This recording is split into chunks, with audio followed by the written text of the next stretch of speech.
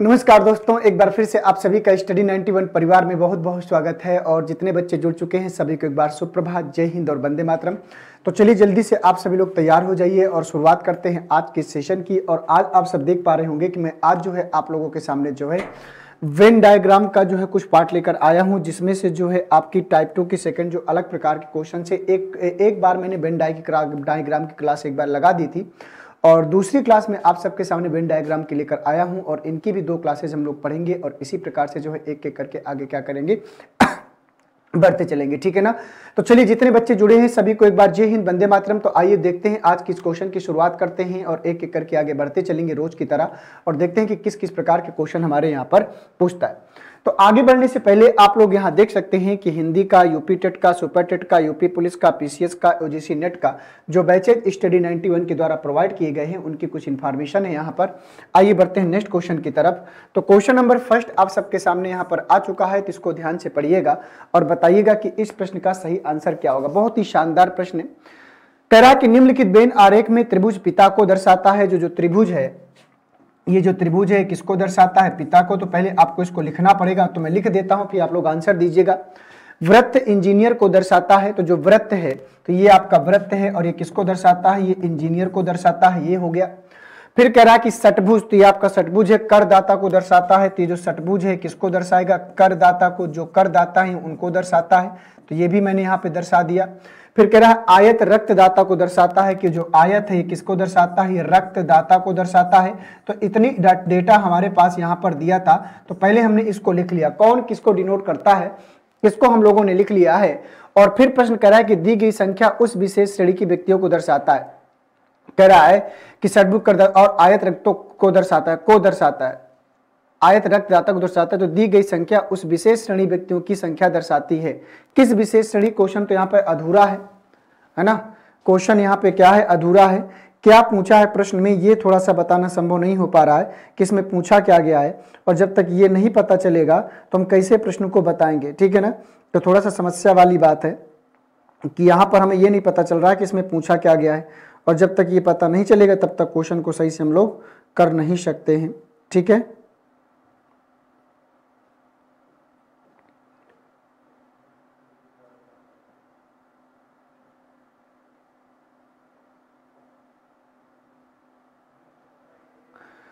तो यहां पर हम एक प्रश्न को जनरेट करेंगे और जनरेट ये करेंगे क्वेश्चन में कितने करदाता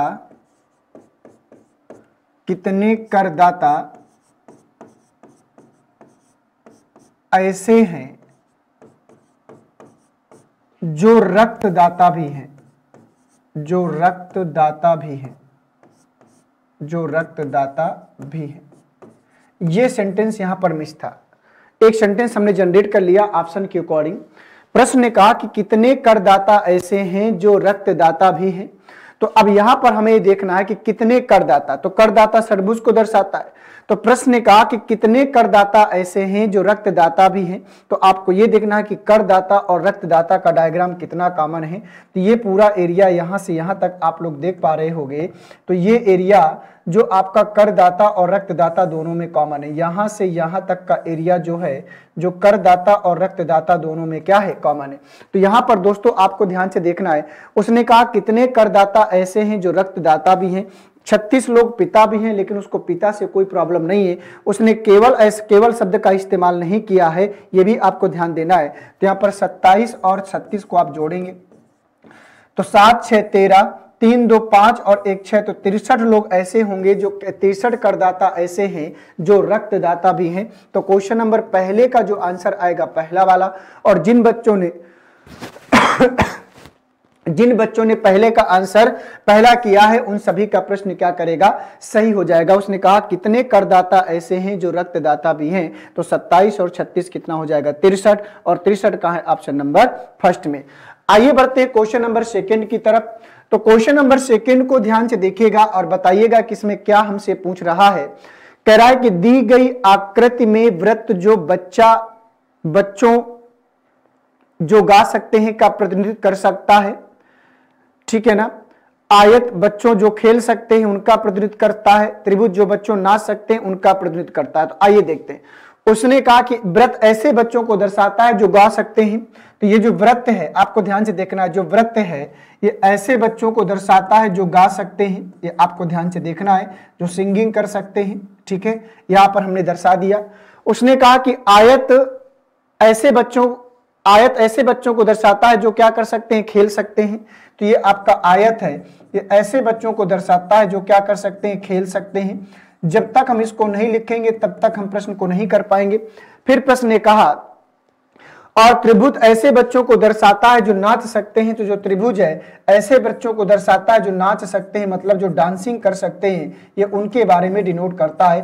तो ये आप सबके सामने आ गया। अब इतना देखने के बाद अब आपको पढ़ना है कि इसमें से पूछा गया है, कह रहा है कि आकृति का कौन सा भाग उन बच्चों को दर्शाता है जो नाच सकते हैं लेकिन गा नहीं सकते।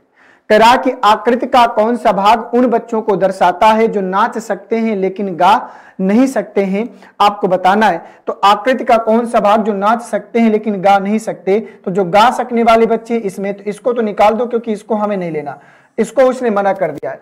तो कह रहा कि आकृति कौन सा भाग उन बच्चों को दर्शाता है जो नाच सकते हैं। तो यहाँ पर एफ लोग भी नाच सकते हैं और ई लोग भी नाच सकते हैं। तो यहाँ पर ई एंड एफ दोनों आएगा, क्योंकि यहाँ पर उसको खेल सकते से, खेलने वाले बच्चों से प्रॉब्लम नहीं थी, उनको उन बच्चों से प्रॉब्लम थी जो गा सकते हैं। तो यहाँ पर एफ और ई बचेगा नाच सकते में, बाकी गा सकते को हटा दिया। तो यहाँ पर इसका ऑप्शन नंबर चौथा जाएगा।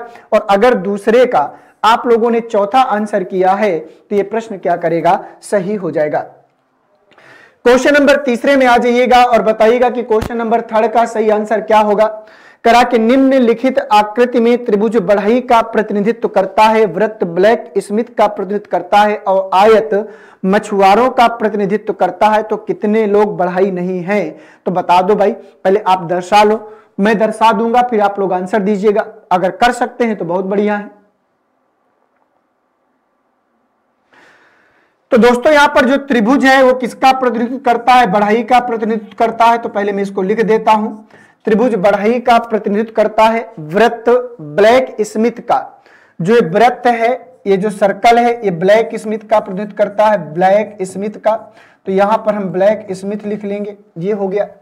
फिर बोल रहा है कि आयत मछुआरों को, जो आयत है मछुआरों को, फिशरमैन, तो यहां पर ये मछुआरों को प्रतिनिधित्व करता है। किसको, मछुआरों का प्रतिनिधित्व करता है। तो ये हो गया मछुआरों का, ठीक है, मछुआरों का प्रतिनिधित्व करता है। अब इतना हो गया।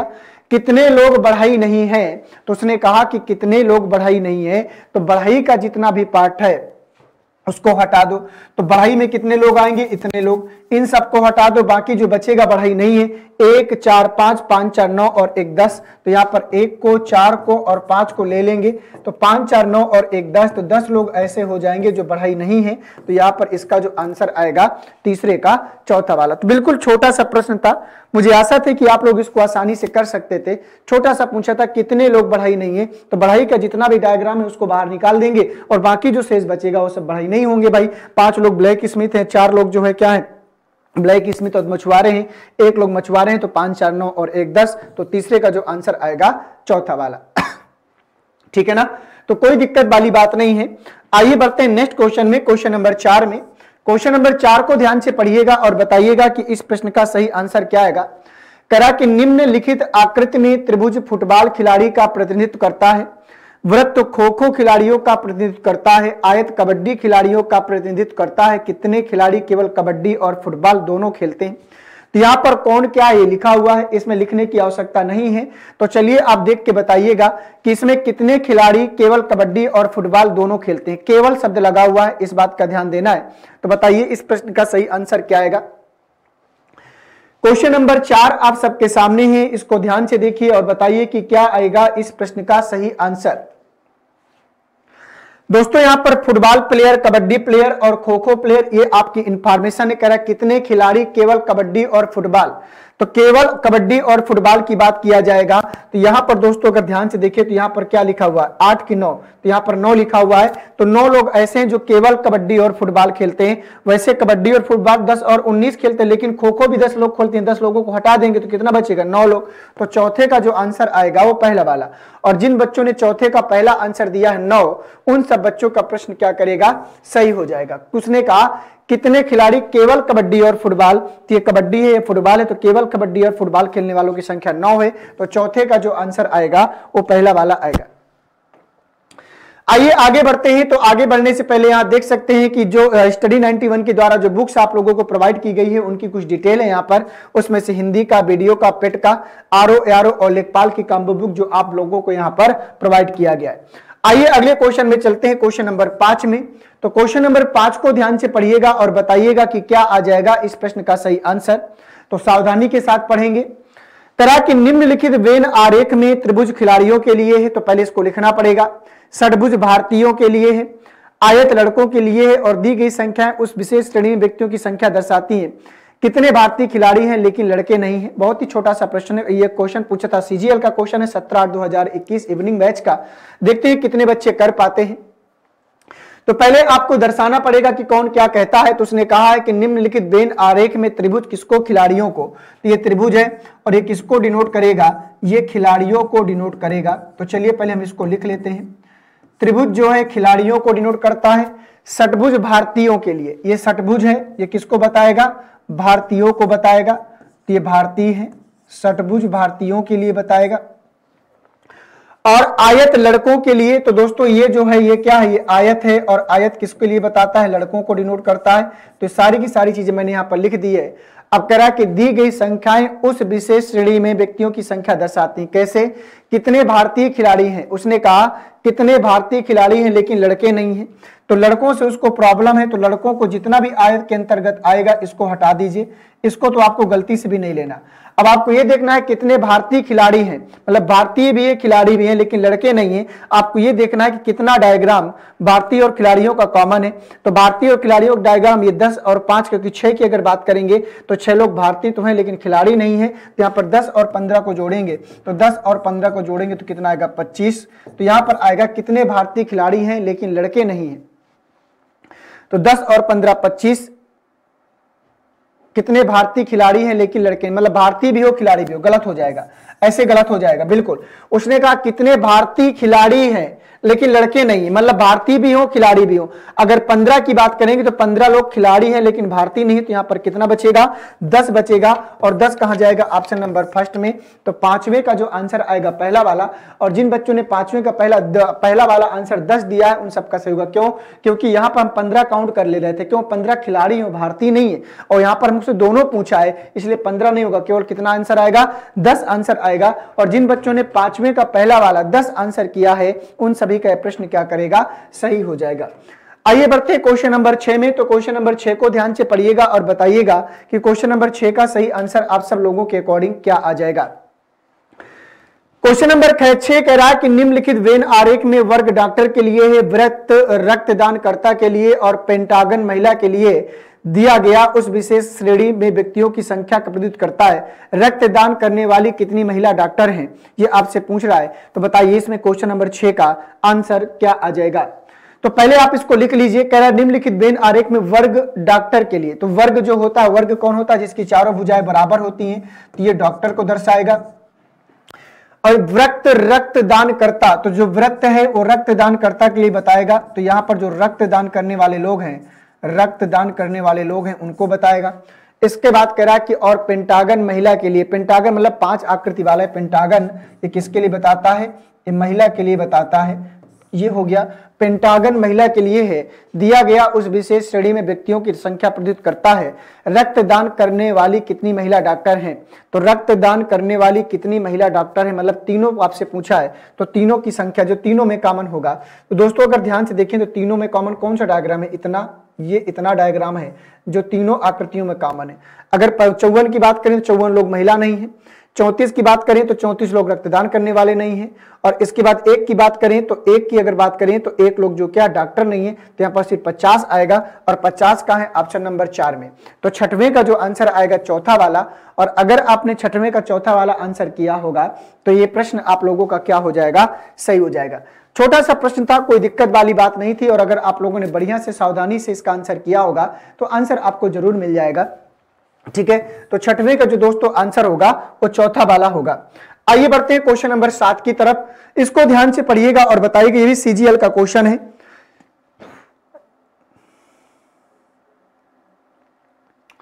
पढ़िएगा और बताइएगा। कह रहा है कि दिए गए आरेख में वृत्त शिक्षकों का प्रतिनिधित्व करता है। वृत्त ये क्या है, ये वृत्त है। और वृत्त किसका प्रतिनिधित्व करता है, शिक्षकों का। तो यहां पर मैं शिक्षक शब्द लिख देता हूं। वृत्त शिक्षकों का प्रतिनिधित्व करता है। त्रिभुज नर्तक का प्रतिनिधित्व करता है। ये जो त्रिभुज है ये किसका बताता है, नर्तक को बताता है। तो ये नर्तक शब्द यहां आएगा। और आयत लेखकों का, और आयत किसका, लेखकों का। तो ये जो आपका आयत है ये लेखकों का प्रतिनिधित्व करता है, जो लेखक लोग हैं, कवि लोग। ठीक है, तो मैंने बना दिया है। अब आंसर आप लोगों की बारी है निकालना। उसने कहा था कि आयत लेखकों का प्रतिनिधित्व करता है। तो दिए गए आरेख का ध्यानपूर्वक अध्ययन करें और नीचे दिए गए प्रश्नों के उत्तर दें। तो नीचे दिए गए प्रश्न यहां गायब है, तो गायब है तो उत्तर क्या देंगे भाई।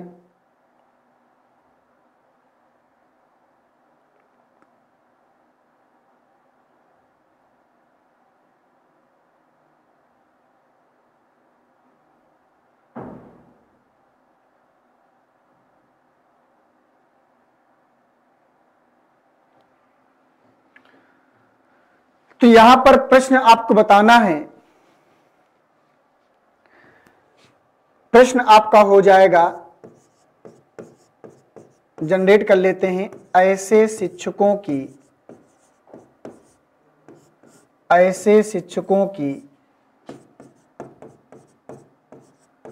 संख्या कितनी है, ऐसे शिक्षकों की संख्या कितनी है, कितनी है।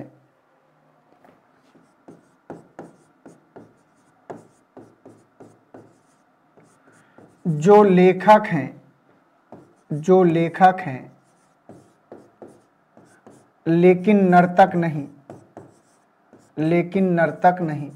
ठीक है, ये प्रश्न को हमने जनरेट कर लिया। अब बताओ, उसने कहा कि ऐसे शिक्षकों की संख्या कितनी है जो लेखक हैं लेकिन नर्तक नहीं। मतलब कुल मिलाके ऐसे शिक्षकों की संख्या बताना है तो लेखक तो हो लेकिन नर्तक न हो। तो नर्तक का ये जो डायग्राम है इसको पूरा निकाल दो, क्योंकि इससे उसको प्रॉब्लम है। अब ये देखो कि ऐसे कितने शिक्षक हैं जो लेखक भी हैं। तो यहाँ पर 10 लोग ऐसे हैं जो दोनों में कॉमन है। तो यहाँ पर इसका जो आंसर आएगा सेकेंड वाला। ठीक है, 7वें का जो आंसर आएगा सेकेंड वाला। उसने कहा कि ऐसे शिक्षकों की संख्या कितनी है जो लेखक हैं, ऐसे शिक्षकों की संख्या कितनी जो लेखक है लेकिन नर्तक नहीं है। तो 10 लोग हो जाएगा। तो 7वें का जो आंसर आएगा वो सेकेंड वाला आएगा। कौन सा वाला, सेकेंड वाला। आगे बढ़ते हैं। तो अगला प्रश्न कह रहा है आरेख का ध्यान नीचे दिए प्रश्नों के उत्तर दे। तो यहां भी देखो प्रश्न मिस कर दिया है। निम्नलिखित आरेख में वृत्त ग्रामीण लोक को दर्शाता है। जो वृत्त है, ठीक है, एक ग्रामीण लोक को दर्शाता है। तो पहले इसको लिख लेते हैं। वृत्त जो है ये ग्रामीण लोक को दर्शाता है। इसके बाद त्रिभुज व्यवसायियों को दर्शाता है। तो ये त्रिभुज है, ये व्यवसायी को दर्शाता है। किसको, व्यवसायियों को, जो व्यवसाय करते हैं। ठीक है, ये हो गया। इसके बाद और आयत स्नातक को, जो आयत है वो स्नातक किए हुए लोगों को दर्शाता है। ऐसे लोगों की संख्या को बनाता है जो स्नातक किए हुए लोग हैं। ठीक है, कह रहा कि आरेख का ध्यानपूर्वक अध्ययन करें और नीचे दिए गए प्रश्न का उत्तर दें। तो देखो यहां भी प्रश्न मिस है, और जब प्रश्न मिस है तो यहां पर मुझे फिर से कुछ ना कुछ जनरेट करना पड़ेगा ऑप्शन के अकॉर्डिंग। तो इसमें हम बना सकते हैं क्वेश्चन को कि ग्रामीण व्यवसायों की, ग्रामीण क्वेश्चन में जनरेट कर रहा हूं, फिर आप लोग आंसर दीजिएगा। ग्रामीण व्यवसायियों की संख्या कितनी है, ग्रामीण व्यवसायियों की संख्या कितनी है, संख्या कितनी है जो स्नातक नहीं है, जो स्नातक नहीं है। ये प्रश्न आपको पूछा था और इसको हमें जनरेट करना है। अब बनाओ। उसने कहा कि ग्रामीण व्यवसायियों की संख्या कितनी है जो स्नातक नहीं, मतलब ग्रामीण भी हो और व्यवसायी भी हो लेकिन स्नातक ना हो। तो स्नातक का डायग्राम जितना है पूरा उसको निकाल दो क्योंकि उसको स्नातक से प्रॉब्लम है। ठीक है, अब ये देखो कि ग्रामीण और व्यवसाय का डायग्राम कितना कॉमन है, तो 8 बचता है, तो इसका आंसर जो आएगा 8वें का पहला वाला आ जाएगा। ठीक है ना, 8वें का क्या आएगा, पहला वाला। अगर आपने 8वें का पहला वाला आंसर किया है तो प्रश्न आपका सही हो जाएगा। आगे बढ़ते हैं। तो यहाँ हिंदी का इंडिविजुअल नया बैच आप लोगों का प्रारंभ हो चुका है, आप तो देख सकते हैं। अगर स्पेशल हिंदी के इंडिविजुअल बैच के साथ जुड़ना चाहते हैं तो सभी लोग जुड़ सकते हैं दोस्तों। क्वेश्चन नंबर 9 में आइएगा। तो यहाँ पर आरेख, यहाँ भी देखो क्वेश्चन मिस कर दिया है, जितने भी क्वेश्चन है सब में मिस कर दिया है, पूछा नहीं गया कि इसमें बताना क्या है। तो कह रहा है कि दिए गए आरेख में वृत्त स्नातक का प्रतिनिधित्व करता है। तो पहले मैं इसको लिख देता हूं, फिर मैं क्वेश्चन भी जनरेट करूंगा। उसने कहा कि वृत्त स्नातक का प्रतिनिधित्व करता है। वृत्त किसका, वृत्त स्नातक का प्रतिनिधित्व करता है। त्रिभुज नियोजित लोगों का, जो त्रिभुज है वो किसका प्रतिनिधित्व करता है, नियोजित लोगों का। तो पहले यहां पर मैं लिख लेता हूं, फिर आप लोग आंसर देंगे। ठीक है, तो त्रिभुज किसका प्रतिनिधित्व करता है, नियोजित लोगों का। आगे बढ़ लेते हैं।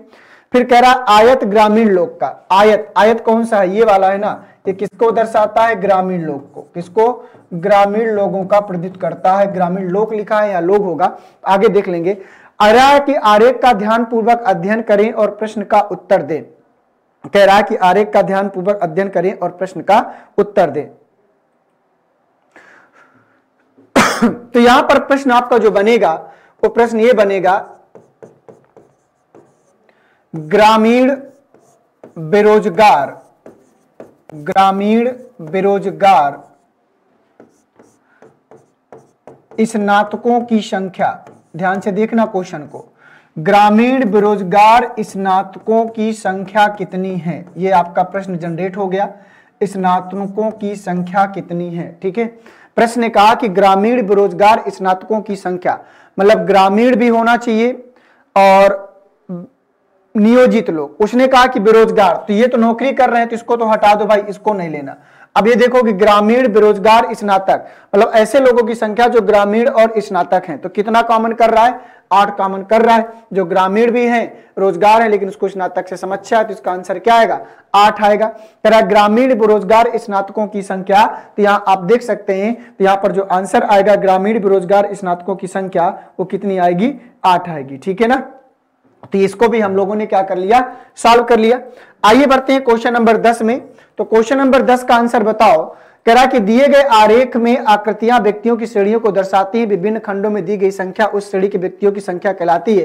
कितने नर्तक या तो जिम्नास्ट हैं या गायक हैं या लेकिन दोनों नहीं हैं। अब बताओ। उसने कहा कि कितने नर्तक, ये डांसर्स हैं, ये जिम्नास्टिक्स हैं और ये सिंगर्स हैं। ध्यान से समझना, कितने नर्तक ऐसे हैं, ध्यान से समझना। डांसर्स ये हैं, ये डांसर्स का डायग्राम है, आप ध्यान से देखिएगा। ये किसका डायग्राम है, डांसर्स का। कितने नर्तक या तो जिम्नास्ट है, ये गायक है, या तो जिम्नास्ट है या तो फिर क्या है, या तो गायक है, लेकिन दोनों नहीं है। अब आपको बताना है कितने नर्तक ऐसे हैं या तो जिम्नास्ट है या तो गायक है लेकिन दोनों नहीं है। तो 17 लोग तो दोनों हैं भाई, क्योंकि जिम्नास्ट हैं भी गायक भी हैं। अब यहां पर दोस्तों ध्यान से देखा जाएगा तो कितने नर्तक ऐसे हैं या तो जिम्नास्ट हैं या तो गायक हैं। तो नर्तक का डायग्राम यहां से देखा जाएगा तो 8 लोग ऐसे हैं जो केवल क्या हैं, डांसर्स हैं। 6 लोग ऐसे हैं जो केवल जिम्नास्ट हैं। ठीक है, अब आपको यह देखना है, तो यहां पर दोस्तों ध्यान से देखा जाएगा तो कितने नर्तक ऐसे हैं या तो जिम्नास्ट, तो नर्तक ये वाला जाएगा। तो ये पूरा यहां से यहां तक देखें अगर ध्यान से, तो यहां पर कितने नर्तक ऐसे हैं या तो जिम्नास्ट हैं तो गायक, तो 15 ये हो जाएगा।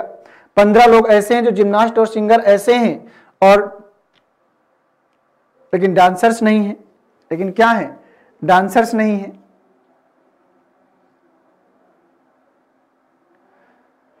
कितने नर्तक ऐसे हैं या तो जिम्नास्ट हैं या तो गायक हैं। ठीक है, डांसर्स या तो जिम्नास्ट होने चाहिए तो गायक होने चाहिए। तो 16 की अगर बात करें, यहां की अगर बात करें तो ये 9 की अगर बात करें तो 9 लोग यहां पर देखो ध्यान से, तो 9 लोगों की बात करें तो 9 लोग ये नर्तक हैं, इसकी श्रेणी में आएगा। और ये क्या साथ में क्या है, सिंगर है। तो 9 तो ये निकल के आएगा, 9 यहां से निकल के आएगा, दोनों नहीं है। ठीक है, कितने नर्तक ऐसे जो जिम्नास्ट हैं तो गायक हैं। तो 9 लोग सिंगर है लेकिन जिम्नास्ट नहीं है, ध्यान से देखिएगा। ठीक है, अब इसके बाद अगर हम ध्यान से देखें तो 7 लोगों की बात करें तो 7 लोग क्या हैं, 7 लोग डांसर्स हैं और डांसर के साथ में क्या जिम्नास्ट भी हैं, तो जिम्नास्ट भी हैं, क्यों? क्योंकि सिंगर्स नहीं है, ये भी हो जाएगा। इसके बाद और कुछ दिख रहा है, और ये 3 लोग यहां पर दिख रहा है, 3 लोग यहां पर, ये 3 लोग ऐसे हैं जो नर्तक के साथ साथ में क्या है जिम्नास्टिक्स हैं लेकिन सिंगर्स नहीं है। तो 9 7 कितना हो गया 16, 16 और 3 कितना हो जाएगा 19, तो 19 लोग ऐसे होंगे। तो 10वें का जो आंसर आएगा तीसरा वाला, ध्यान से डायरेक्ट, मतलब दोनों नहीं होने चाहिए। उसने कहा कितने नर्तक ऐसे हैं जो या तो जिम्नास्ट है या तो सिंगर है, ठीक है, 2 में से एक होना चाहिए। तो यहां पर अगर उनको लेना है कि 2 में से कोई एक हो, तो हमने 7 9 को क्यों किया लिया? क्योंकि 9 लोग देखो नर्तक तो हैं लेकिन 9 लोग जिम्नास्ट नहीं लेकिन सिंगर्स हैं, इसलिए हमने ले लिया। तो यहां पर इसी प्रकार से इसका जो आंसर आएगा 19, तो 10वें का जो आंसर आएगा 19 आएगा। अब यहां पर देख सकते हैं कि नितिन सर के द्वारा जो हैंड रिटन ई बुक्स आप लोगों को प्रोवाइड किए गए हैं, उसमें से इतिहास के 3 पार्ट हैं, साइंस के 3 पार्ट हैं, भारतीय राजभाषा, समान हिंदी और इंडियन ज्योग्राफी का भी पार्ट अवेलेबल है। तो आज की श्रृंखला हमारी यहां पर कंप्लीट होती है और बहुत ही शानदार क्वेश्चनों की श्रृंखला को हम लोगों ने कंप्लीट किया है और इसी प्रकार से हम लोग आगे भी क्या करेंगे, बढ़ते चलेंगे। ठीक है, तो थैंक यू आप सभी को, बहुत बहुत धन्यवाद। मिलते हैं आप सभी से दोपहर की क्लास में। जय हिंद, वंदे मातरम।